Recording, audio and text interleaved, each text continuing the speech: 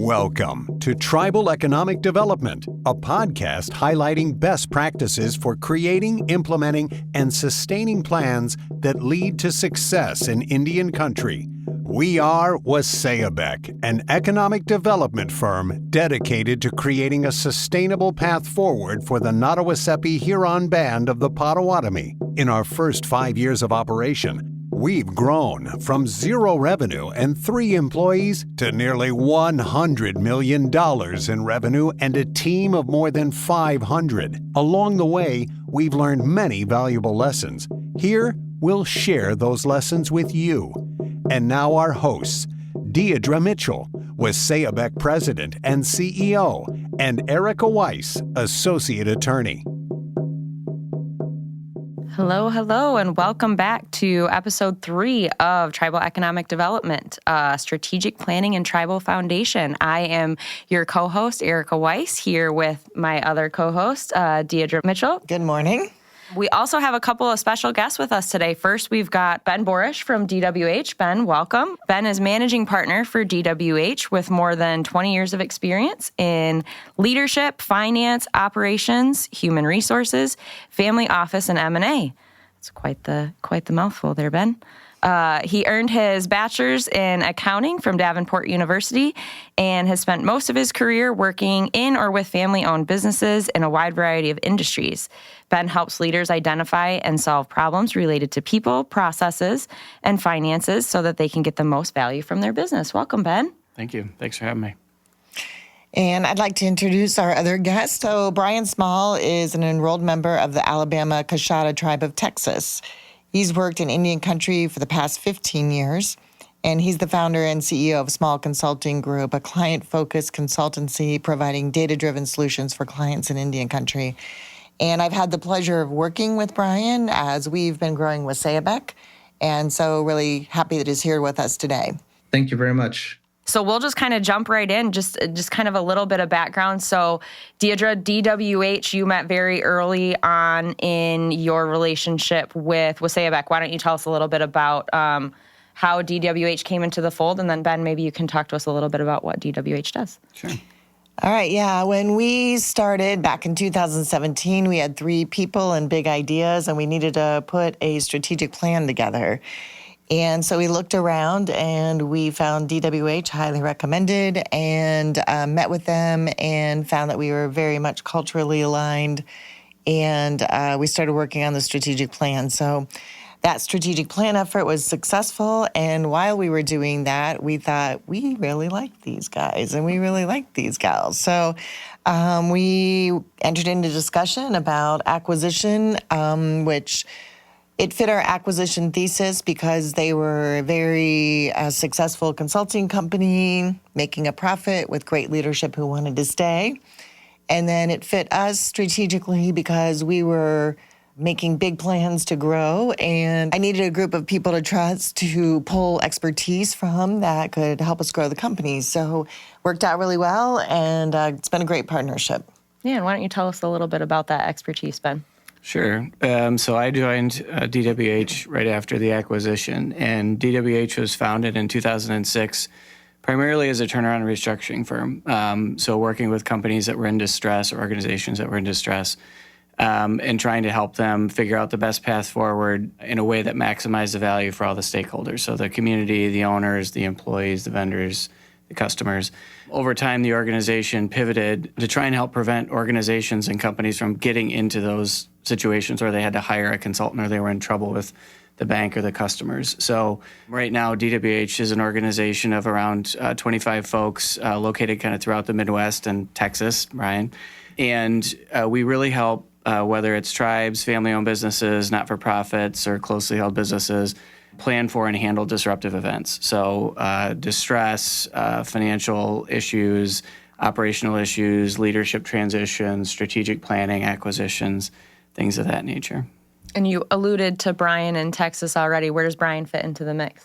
Yeah, so we got introduced to Bryan by Deidre last year, and we just started having conversations with him kind of around, how his company worked and how DWH worked, and we found that there was a pretty strong alignment in values and approach. We as a firm are pretty big proponents of trying to find the best talent and people that have the best experience and are able to connect really well with the type of clients that we're working with. So Bryan's obviously tribal experience and tribal membership is, I think, a really important piece in working with tribal organizations. And so we had a couple of projects that were coming up and said, hey, would you be interested in helping us with these? And kind of gone from there. And I don't know the number of projects we've worked on to date, but it's a significant number kind of all around the country. And I'm very excited to let you all know that I will be joining DWH full-time as the tribal practice lead. And what that's going to entail. Yay! So excited. And yes, no, I'm very excited as well. And, kind of the alignment of values, with DWH, that's really, why I decided to take this step.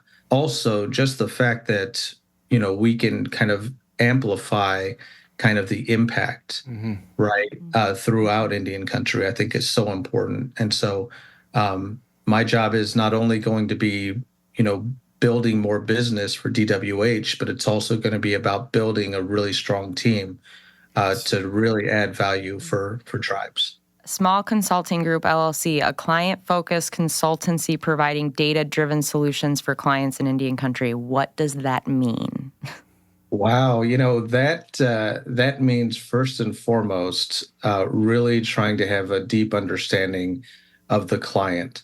My approach is really around building relationships, really strong relationships. So, when I talk with folks, I'm not interested in necessarily just kind of coming in, offering like a solution that I've offered to, 15 other clients and then kind of jumping out of there. I'm really interested in understanding the specific situations. What is important? What's needed? What's the capacity? What are the capabilities? From there, once I'm able to really start to understand that, then it helps me to craft solutions for any challenges that they may have. And those solutions aren't just kind of like, hey, this worked for this other tribe, so let's do this. Or, I learned this in business school, so, let's try this. What it really is it's a customized solution that's based off of data. So whether that data be input from tribal members, whether it be focus groups, surveys, whether it's also kind of best practices, such as some elements from the Harvard Project, whatever that might be, I try to put together a customized solution that's backed by data. Great. And so the framework of those solutions, kind of in the title of today's episode, Strategic Planning and Tribal Foundation. So, Bryan, you just brought up the Harvard Project. Talk to me a little bit about how the Harvard Project and strategic planning really fit together from a building economic development within Indian country standpoint. Absolutely. So I think first and foremost, kind of the foundation for helping tribes move forward economically really has to be kind of a robust strategic plan. Now, I say robust strategic plan, but that also means that there are some tribes that really are ready. I mean, they are ready to go. They just need kind of projects.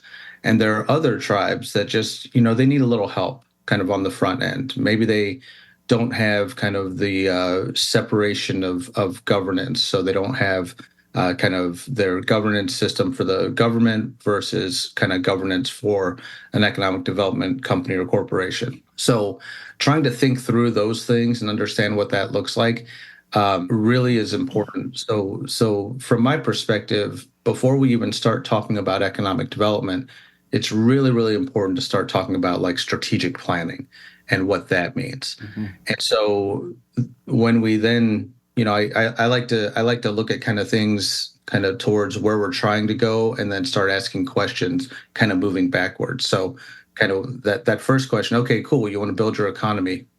That's great. Totally in favor. Do we have all of the structures in place to build that economy? Okay, maybe we don't. All right. Do you have a strategic plan? No, we don't have a strategic plan. Okay, well, let's work to develop a strategic plan. So do you have core values that are articulated? Every tribe has core values. Mm-hmm. Just a lot of times they're not articulated.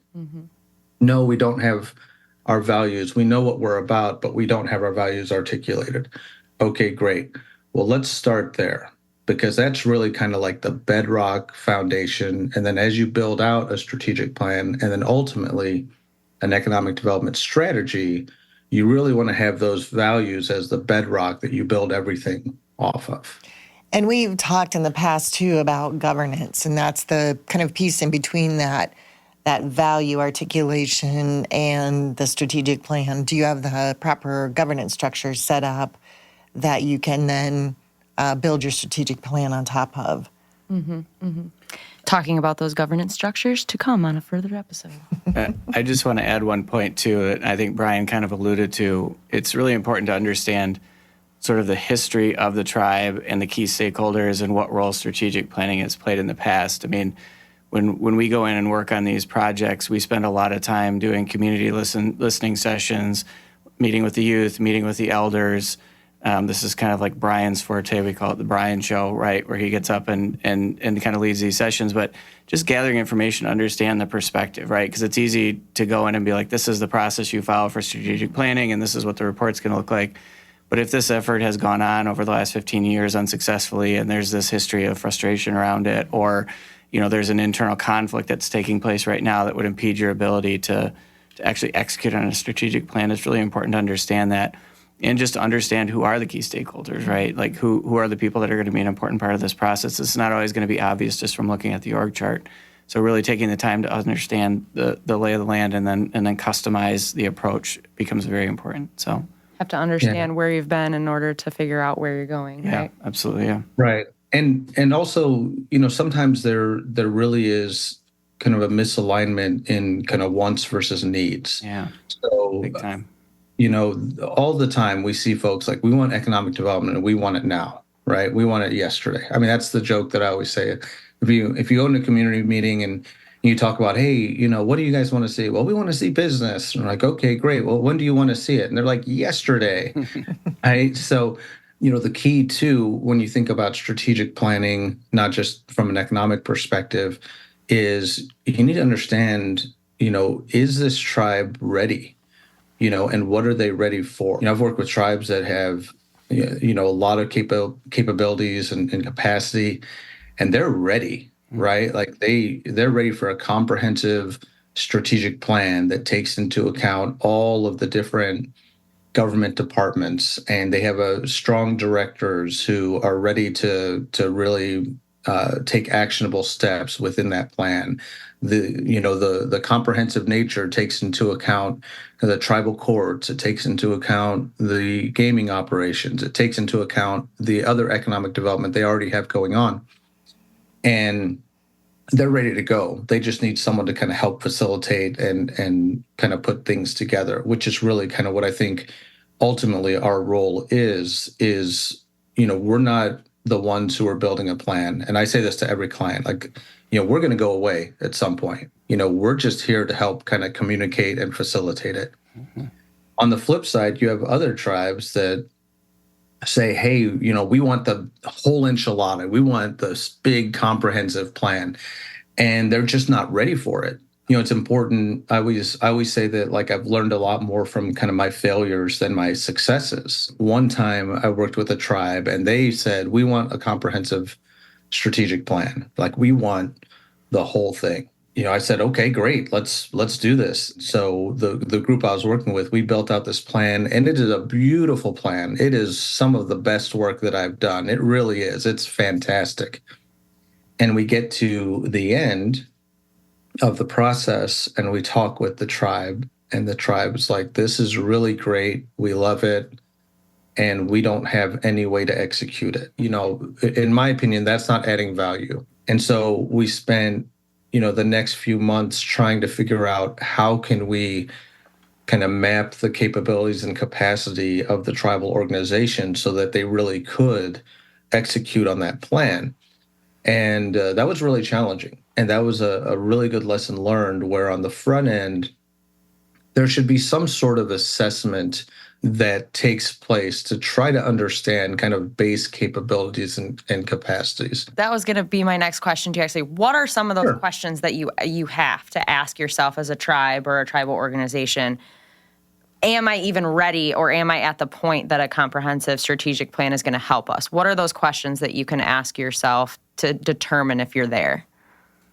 Sure. I think the first question really would be stability of governance structure. Mm-hmm. So the first job I ever had in Indian country, I was working with a firm, and I was cold calling tribes, trying to get them to come to some free training sponsored by SBA. And I called a tribe in the Southwest, and they said, "Oh, well, that sounds interesting. Call back next week." And I said, "Okay, no problem." So I called back the next week, and whoever answered the phone, they said, "I don't know who you talked to, but we're in the midst of a coup right now. Oh, geez. So we're not interested in," and obviously that's an extreme example, but stability in governance, right, and governance structure. So I think within tribes, we all know that there can be challenges with turnover in tribal leadership, and if it's a healthy governance structure, the turnover, while it can be unsettling sometimes, ultimately that stability of the governance structure itself should help to maintain some semblance of being able to move forward. So really, I think the first question is the governance. The next question really is around capabilities. And I agree with that, Brian. And I can give a really good example from Waséyabek's history. Is when I got here, that initial assessment of resource, what do you have to work with? If you're a tribe and say, "Hey, I want to do forestry management," but you don't own a large plot of land, that's not really going to work out so well. So when I got here, what I knew we had was 3 people, and we had some economic resources. We don't have vast tribal lands, so that wasn't going to play into our strategy.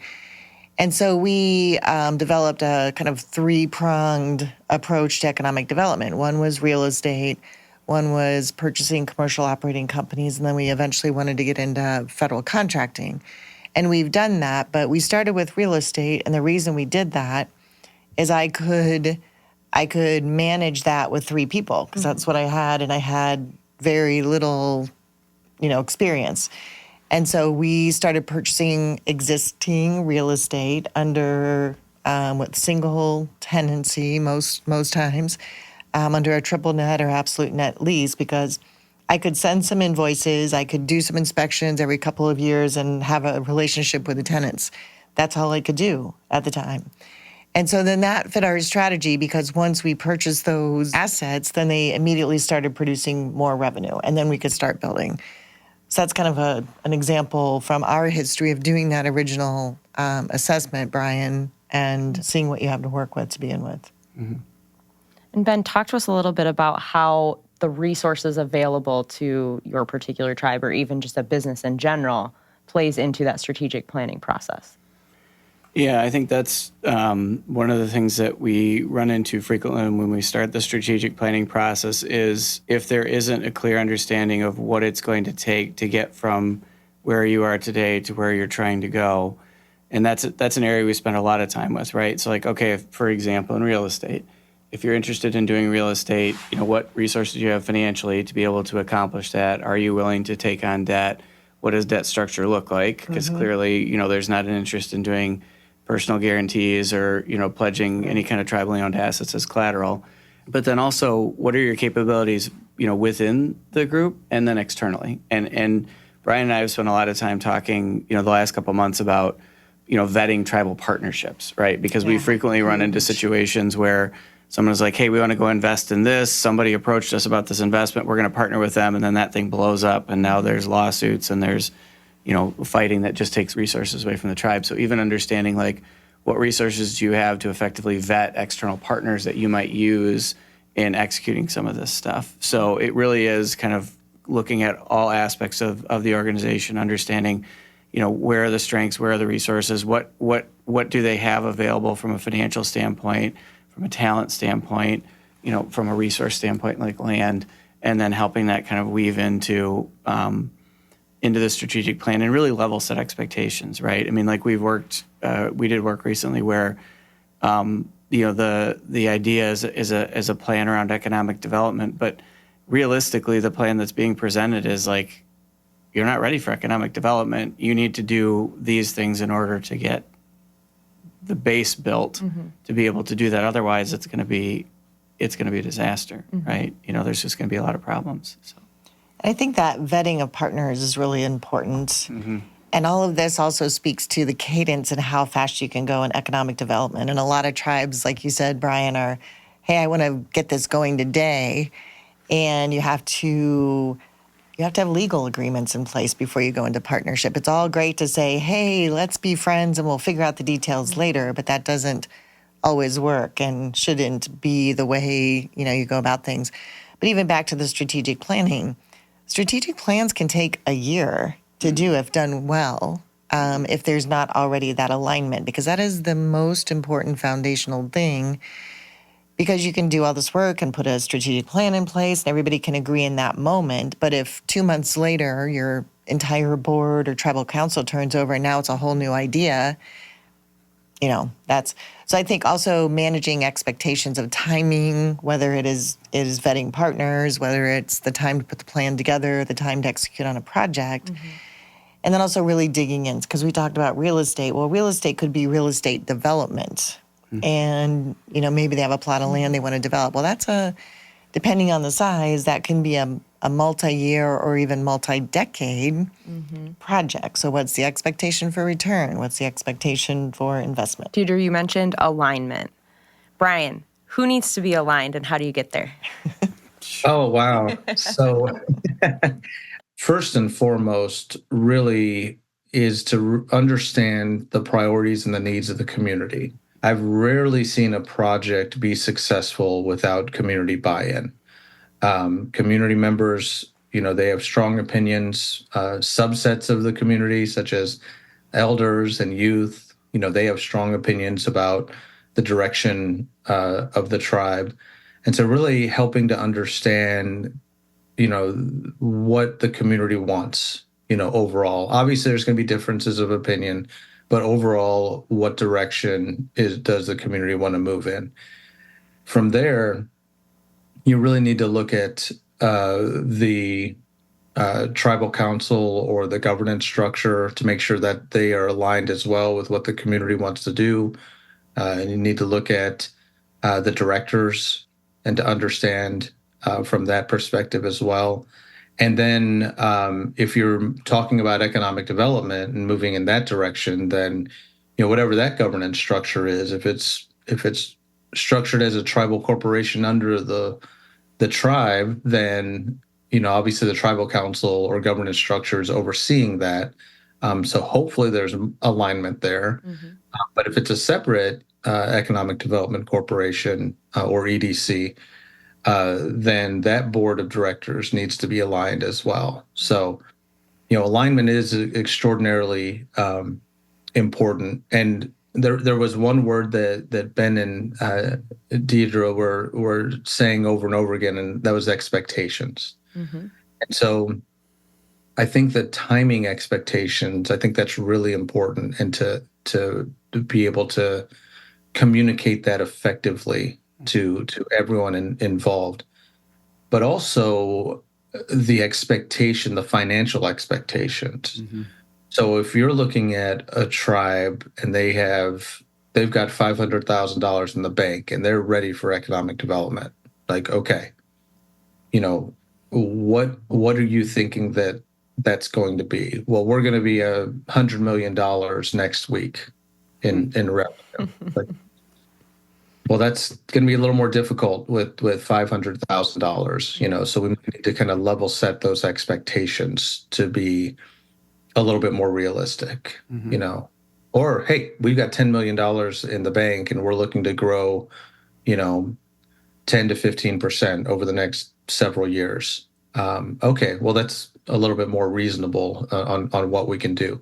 But that's the example I often give about kind of expectations is, when you're looking at development. Let's say you see that someone puts a sign in the ground and says Popeye's chicken coming soon, right?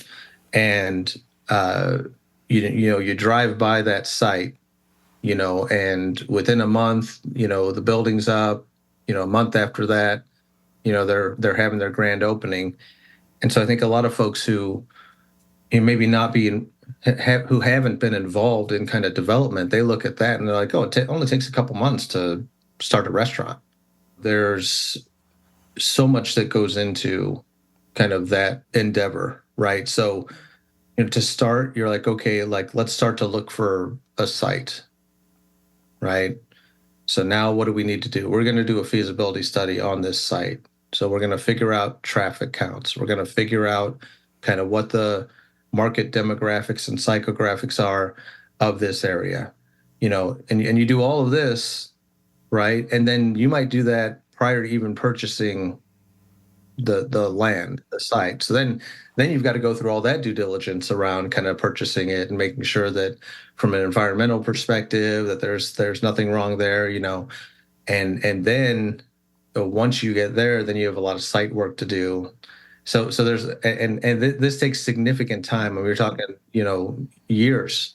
Yeah, right? The public sees that couple of months coming soon, but what they don't see is the months and months and months of prep before that. And that's, to Deidre's point, the strategic planning process as a whole is not something that, for example, Ben and Bryan are going to come in and a week later, great, we've got the strategic plan, let's go. In order to get that alignment, in order to set those expectations, it's community meetings, surveys, focus groups, multiple shareholder meetings. I mean, one great example of setting expectations in economic development in Indian country is a lot of tribes who have successful casinos expect to see the same returns that a casino provides, right?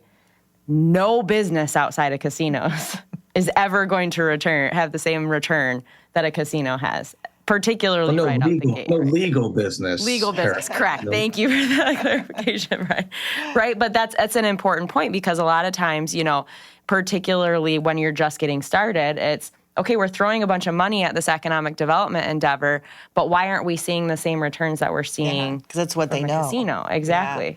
I think for the first 2 years that I addressed the membership and the council and the board, I opened every presentation with, we are not a casino. And this is how we're different. And it's really just an education thing. And there is a lot of education that goes on in all economic development everywhere, I'm sure, but in Indian country especially.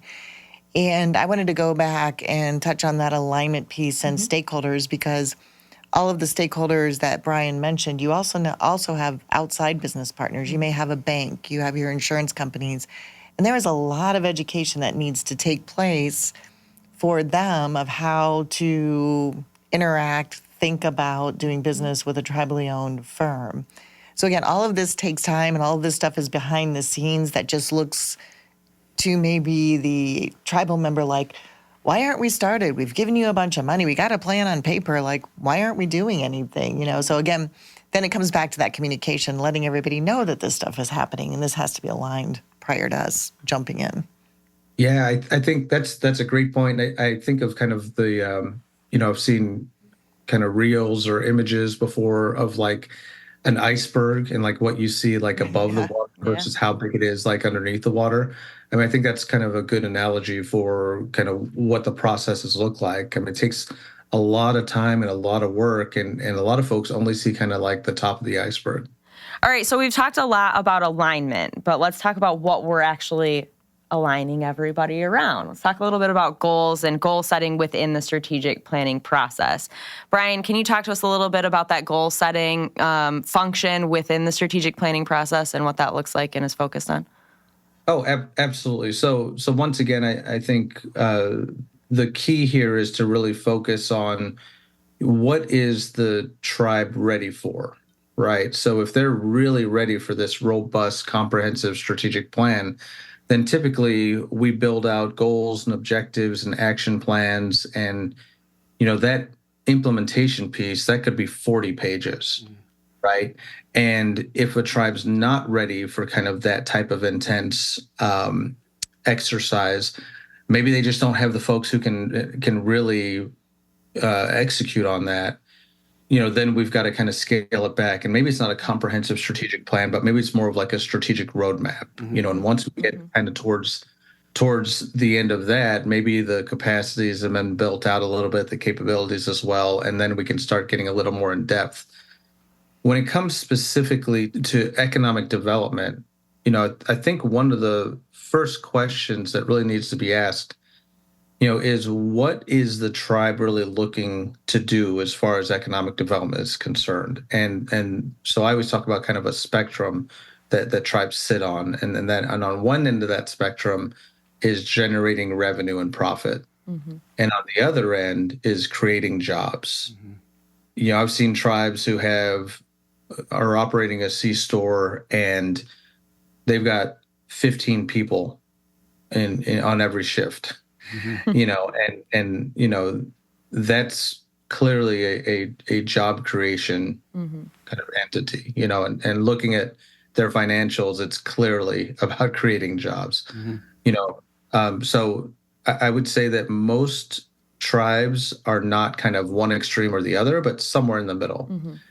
And so then it's having conversations and saying, well, what does that look like? Are we talking like 70% jobs and 30% revenue, or vice versa? And it's really interesting. Most of the time when you talk with folks at first and you just ask them, what's more important, jobs or revenue? They'll say, well, they're about equal. We want both.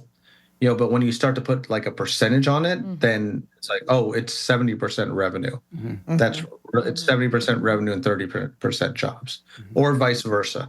But once it's almost like you ask that question about, what percentage, and then people really start to say, oh no, this is more important. And the Harvard project comments on that, and I agree with you, Brian. There is a mix of jobs and profitability, but the Harvard project comments on that, and it's my personal belief that having successful businesses that are profitable is important, because you need this to go and keep and be self-sustaining, and then it doesn't do anybody any good to give people jobs when the company ultimately fails and they're out of a job and they haven't been trained well to run successful companies. So, but there's both of those components for sure. Or the tribe subsidizes the company so that it continue operations into the future. And do they have the resources to do that? But sometimes, to Brian's point, like digging down to get folks to actually articulate and think through what their priorities are helps, because if jobs is a thing that's important, there's maybe other ways to solve for that besides just putting people to work at the C-store, right? Like we just had a great conversation the other day with a tribe where there's a strong interest in workforce development, but they haven't really engaged with their economic development arm around, hey, what kind of businesses are you looking to buy? What kind of talent are you going to need? And then developing a workforce initiative around like training tribal members to potentially take roles within those organizations, right? Yeah. So, you can create other paths to addressing the employment issue that maybe create more fulfilling jobs and careers than just, trying to find a spot to stick someone in a job, whether it's a good fit or not. So it's kind of a chicken and the egg type situation, right? Are you buying businesses that fit the talent of your members in an effort to employ them, or are you buying businesses in order to be profitable, and then you're going to work with your education departments and your youth groups and other things like that in order to develop them to fit your business needs? And that goes back to alignment and timing and what the expectation is. It kind of always goes back to that, just being sure that the commitment and the wish is on paper, and then being realistic about setting expectations around that. Yeah, I think that alignment piece is really just so important. And, I remember I worked with a tribe one time and I was doing a skills inventory. And so I was working with the education department and finding out, hey, tell me about kind of the number of folks who are going to college, what they're studying, that type of thing. And then let me kind of map out then, what your economic development is like. And so I was having interviews with folks, and I saw someone's name, and it said that this person had gone to school for engineering. So I went and I talked to this person, and I found out that they had lived in a major metropolitan city for a while and had been a rocket scientist, literally a rocket scientist. I said, what are you doing now? And I said, well, I really wanted to come home, and that's something I think that is common throughout Indian country, is we want to be close to home. Natives have a very, very strong sense of place, and we always have. And so she said, I wanted to come home. And she said the only job that was available was as a court administrator. And so she worked in the tribal courts. And she's a rocket scientist. So I think kind of aligning the education and aligning, the economic development and the workforce development, is so important, because we hear time and time again from tribes, well, we educate our people and they just go away. They don't come home, and we invest all this money into the education for these folks, and they don't come home. And there's some truth to that. And I think it would be also important for folks to say they don't come home because we haven't done a good job of building economic development opportunities for these folks, not just jobs, right? But like high quality, high paying jobs that our tribal members can take advantage of. And so I think that's an important piece of the conversation that is missing a lot of times. But to Deidre's point, those jobs can't be created unless the businesses are profitable. So it is. It's that delicate balance between, and like you said, Bryan, not being on one end of the spectrum or the other, but somewhere in the middle to make sure that both goals are being met in the way and in the manner in which they should be. And it's difficult to build a portfolio that's going to provide a job for every tribal member who wants one, too. So, again, prioritizing, kind of understanding what that employee pool looks like and maximizing whatever trends you see there, because it may not be possible to fit everybody into your portfolio, although, you'd love that. I think if you go back, though, to kind of the conversation we've had so far, like there's this process of intentionality where it's, learning the history, listening to the stakeholders, understanding the needs, but not just understanding the needs, getting like deeper into it and getting people aligned around like, here's what we're hearing. Does this sit right with you? Like this is the thing that Bryan does a lot when we're meeting with councils, when we're meeting with business committees, when we're meeting with the economic development team, is here's what we heard are the major themes. How does this sit with you? Let's go through each one and like dig into it. But then taking it the next step and saying, okay, if you say that economic development, profit revenue are important, if you say that job creation is important, let's start to articulate what that plan looks like and what resources are going to be needed in order to accomplish it, right? Because, I mean, as you guys know, working with Waséyabek, both Waséyabek and, the parent tribe put a lot of effort and emphasis on trying to, create tribal employment, but it requires a lot of intentionality, right? And someone has to own that, and there have to be resources applied to it with a long-term goal in place, right? It's not going to be today, but it might be next year, right? And so when we are working on strategic planning, there's this, kind of the assessment, the alignment, and the goal setting, but then there's a lot of validation that has to go into, okay, this is where we are, this is where we say we want to get to, what are the steps that are going to be required to get there, and what are the resources that are going to be required, and then adjusting that plan based on the reality, right? Like if you go back to, Bryan mentioned earlier, there's, the tribe has $500,000 in their bank account and they're ready to do economic development, but their intention is to start an 8A go after federal contracting in the environmental services space. Okay, well, do you have an environmental services company? Do you have anyone on your staff that has that capabilities? Okay, you don't, but you have $500,000. Well, what can we actually accomplish, with that resource in place and that experience level? So I think it's important too when you talk about setting goals is also then find a way to measure success and report back so you can make those adjustments, make those adaptations, or celebrate your wins, whatever it is. Yeah.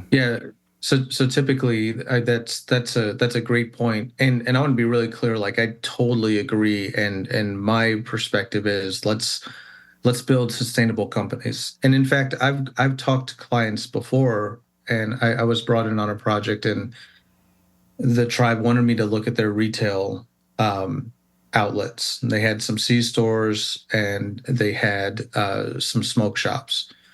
And, I asked them, the very first question I asked the tribal council was, do you want these to be profitable, like really run as a business, or do you just want these to be kind of job creation entities? Because if you want them to be job creation entities, then you don't need me to come in here and work with you on it. Like, I can tell you guys are already doing that. They're like, no, we want to run these as businesses. I said, okay, all right. So now we can kind of go in and try to, help make them as sustainable as possible. So I think that's really, really, an essential piece is that sustainability. Mm-hmm. And I certainly don't want to scare anybody. You can do both. Yes. You can be profitable and you can create jobs for your tribal membership, right? Mm-hmm. It's just what are you going to make a priority and when, right? Mm-hmm. Deidre, our first 5-year strategic plan. Yes, obviously employing tribal members was important and a priority. Mm-hmm. But the bigger priority was we need to become profitable. Correct. This next 5-year strategic plan, there's a lot bigger emphasis on we need to start employing more tribal members, right? Correct. And so it's that. It's an evolution. Where are you? Yeah, where are you in that timeline of things, and how do your priorities shift as you move along that timeline? And all of these agreements help the people who are executing on the plan stay focused. Mm-hmm. Because invariably, if the first 5 years you say it's really about profitability, year 2, somebody will stand up and say, well, why don't we have more tribal member jobs? Mm-hmm. And instead of that then becoming a discussion, a topic, or a point of contention, you get to point back and say, look, we've said in the first 5-year plan, the goal is this. Certainly would love to have tribal members, do what we can to invite them, make them feel welcome, bring them into the company. But the goal is this. And so it eliminates that kind of divisiveness and getting off track and going, sideways on issues. And now you're right, the second 5-year plan, there's more emphasis placed there. Mm-hmm. So we're taking steps to measure, taking steps to recruit, increase awareness, that kind of thing. So it also protects the people trying to execute on the plan when they can point back to, look, these were my goals. That's what I'm executing on. If the goals have changed, you need to let me know because I need to pivot. Mm-hmm. But if not, give me this 5 years that I was counting on, and then the next step can be something different. Mm-hmm. Mm-hmm. Yeah, thinking about kind of those goals and something that Deidre said earlier about them being measurable. We really try to be really clear and have performance measures around these things. So basically, people are like, well, what is a performance measure? And all it really is just it points to something that you can say, hey, this is done. So if it's as simple as research a list of grant opportunities around education. So the performance measure is a list of grant opportunities around education. So it's not rocket science, right? It's a big term, performance measure or success measure, but that's really what it is. Then I think it's really important also to have somebody, and typically we like to put kind of a department who's in charge of that. Mm-hmm. Right. So these are the folks. So if we're looking at this and we're trying to measure whether or not we're making progress, who do we talk to about this particular item? Mm-hmm. And then also making it time bound. So we want this to be done kind of, Q1 of 2025. Right. So, and then also putting in kind of additional resources. What are the resources they might need? A lot of times it's just time. But a lot of times, I mean, if you're saying, hey, we need you to do a feasibility study, and they're like, that's great. How do I do a feasibility study? Yeah. Right. Oh, well, you might need to hire someone to come in and help us with that feasibility study. Well, some of those additional resources include, a budget in order to hire someone to do a feasibility. So I think kind of building those things out really specifically is really important, and that helps with accountability kind of top to bottom. I'm glad you brought up grants and a budget, because I think a piece that can sometimes get missed in the strategic planning process, because there is so much emphasis, as it should be, on alignment and setting expectations, is the financial component, right? Yeah. Ben, talk to us a little bit about what role the financial component of, okay, great, we've mapped this out, this is what we're going to do, this is how we're going to do it. How are we going to pay for it now? I mean, it's kind of make or break, right? I mean, we can have lots of great ideas and great plans and great aspirations around buying businesses, starting businesses, hiring employees, hiring tribal members. But if there isn't a funding mechanism and an understanding of what those costs are going to be, and again, talking about alignment expectations, like what is the expectation for distributions back to the tribe, how that's going to be, formulated. We've seen this, play out, unfortunately, where, there isn't alignment, and then all of a sudden people are losing their jobs, boards are being replaced, there's frustration and fingers being pointed because, hey, this was going to make us all this money and we were going to get distributions back. And it's like, well, no, it takes us, 5, 6, 7 years before this even starts to pan out. So having either resources internally or bringing, resources in externally to help you put together a budget and a financial plan. And it really needs to go down, just like strategic planning, to the, department entity level, right? Like, what are our annual budgets? Where are the revenues going to come from?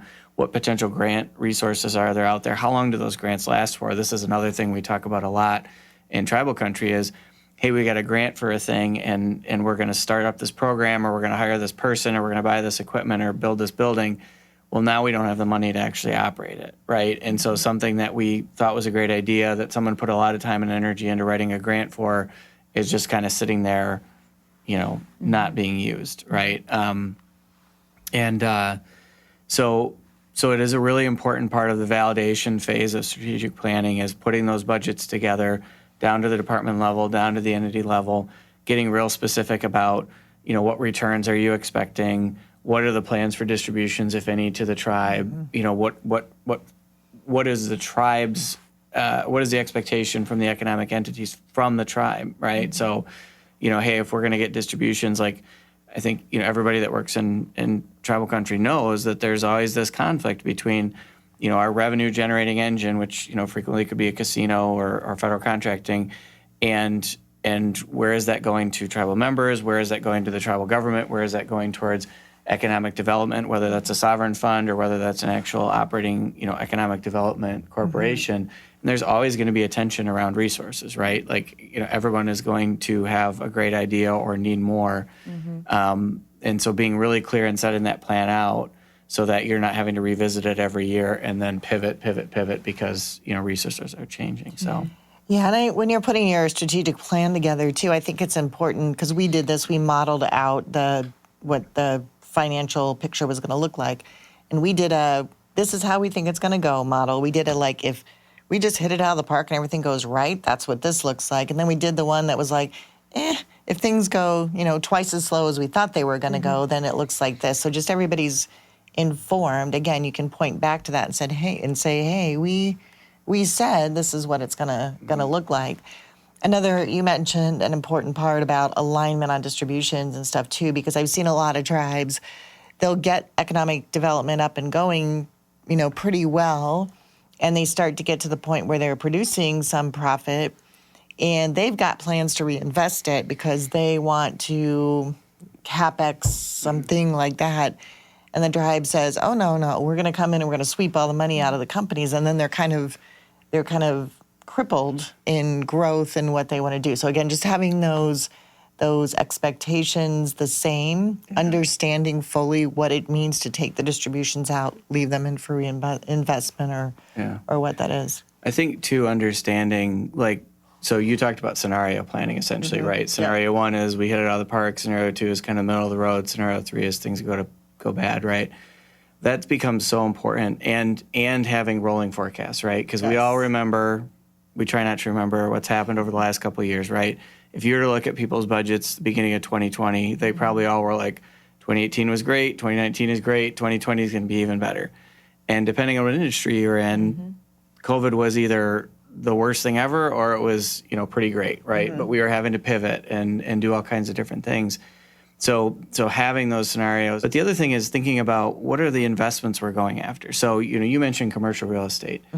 Commercial real estate can be a somewhat low investment from like a people and system standpoint, right? If you're buying buildings that, have existing tenants, don't require a lot of upgrades, that can be managed, at a fairly kind of low infrastructure, or it can be outsourced if you find the right partners, right? Right. But if you're going to go buy operating businesses, that requires a whole different infrastructure, right? Both of internal people and service providers to find the deals, to execute on the deals, to then operate the businesses post-close. Similarly, I think there's a lot of times people say, well, we're just going to, co-invest with private equity as an example, right? That's a thing because, private equity firms, see the tribes have a lot of money, and so they're going to go talk to the tribes and try and raise money. Well, there's a significant amount of work that goes into vetting those types of investment partners, right? And we run into this all the time, and we're very sensitive, when we're working with tribes around the partners that they're picking, because there's often people that are there to try and take advantage, frankly, right? So you have to have a process in place that's very robust in vetting those investment partners, and then also managing expectations, because if you put money into a private equity business, like A, there's a risk associated with it, but B, those returns aren't going to come for 7 to 10 years. So there's not going to be distributions, right? So again, going back to, the planning process and the budgeting process, like it's not a cookie cutter approach. It really has to be structured around what those goals are, where are your aspirations, what are your expectations, and what resources do you have available? Yeah, and understanding the consequences of the choices that you're making. Yeah, because some of those choices are not, you can't, if you buy a bunch of real estate, you can't change your mind and sell it the next year without probably losing money. Similarly, if you sign up to be part of a private equity deal, you're kind of in it until it's liquidated, right? So that becomes important too.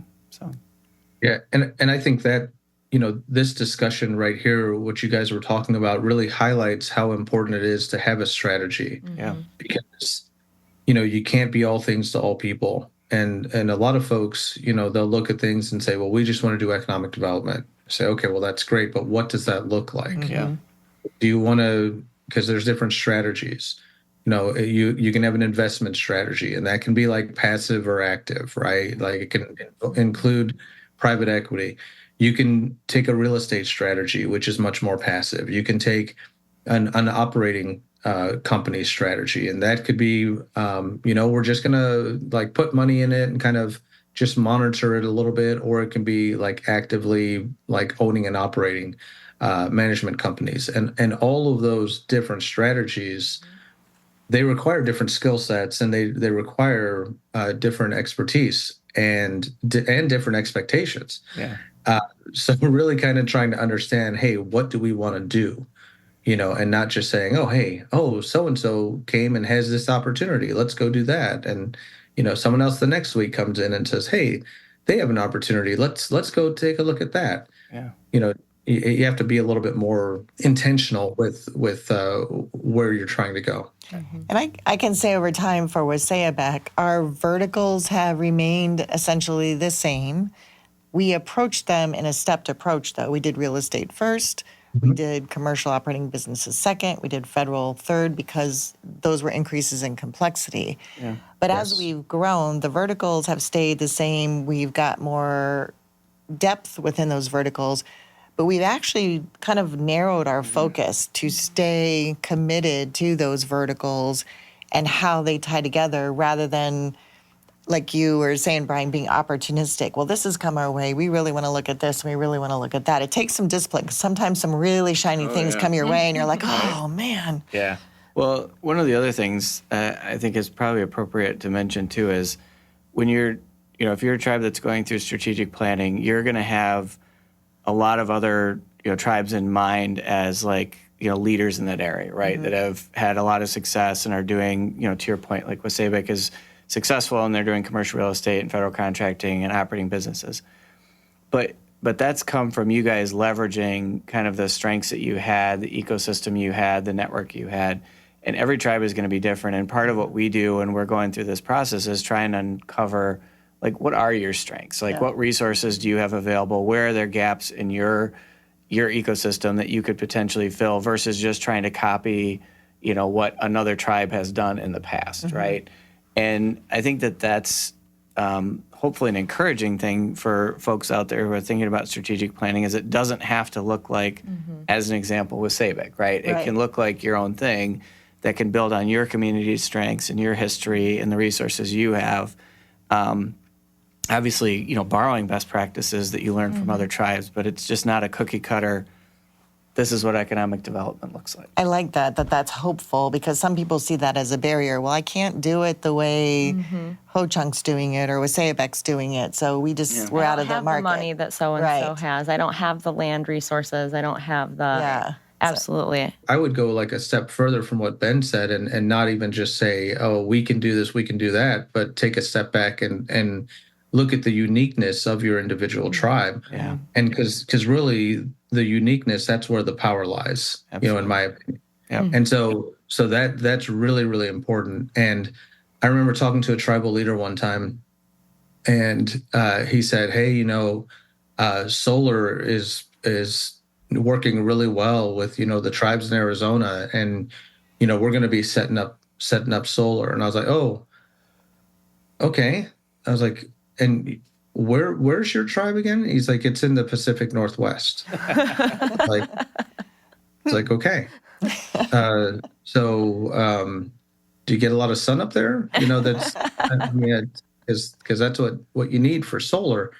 It's just trying to say, and this was years ago, right? When thinking about renewables was just starting to happen.